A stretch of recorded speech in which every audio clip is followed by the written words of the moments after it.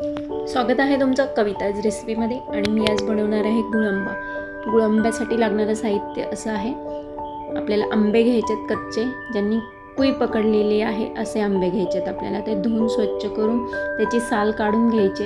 इथे मी 6 आंबे घेतलेले आहेत आणि ते मीडियम साईजचे आहेत, खूप मोठे पण नाही आहेत, खूप बारीक पण नाही आहेत। तर याच्यासाठी मी 1 पावशर गूळ घेतलेला आहे आणि आता आंबे खिसून झालेले आहेत, तर गूळ चिरून घेऊया आपण।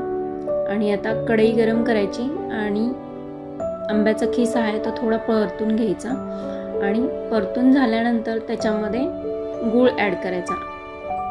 गुळाचं प्रमाण तुम्ही कमी जास्त करू शकता। इथे मी आता गूळ ॲड करते आणि चांगला मिक्स करून घेते। गॅस आपल्याला बारीकच ठेवायचा आहे, मंद आचेवरती आपल्याला गुळांबा शिजवून घ्यायचा आहे। मोठा गॅस केला तर गुळांबा करपून जातो आणि त्याचा वास पण वेगळा येतो। तर आपल्याला मंद आचेवरती गुळांबा शिजवून घ्यायचा आहे। शिजवताना हलवून हलवून शिजवायचं आहे।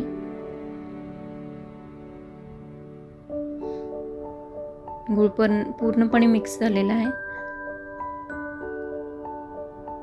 पाणी पूर्ण आटून गेलं पाहिजे।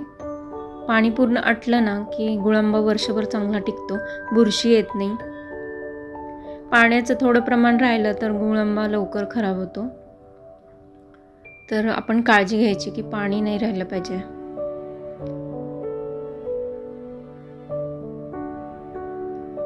चला तर मग आता ह्याच्यामध्ये आपण वेलची पावडर मिक्स करायची। हा बघा शिजत आलेला आहे गुळांबा। याच्यामध्ये आपण आता वेलची पावडर मिक्स करून घेऊया।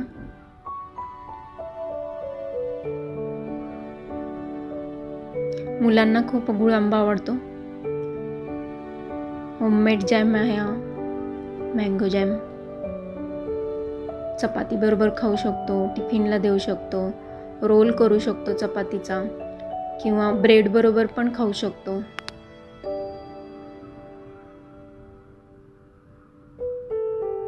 तुम्हाला जर ही माझी रेसिपी आवडली असेल तर तुम्ही पण नक्की करून पहा आणि माझ्या चॅनेलला लाईक, शेअर आणि सबस्क्राईब करा। Thank you.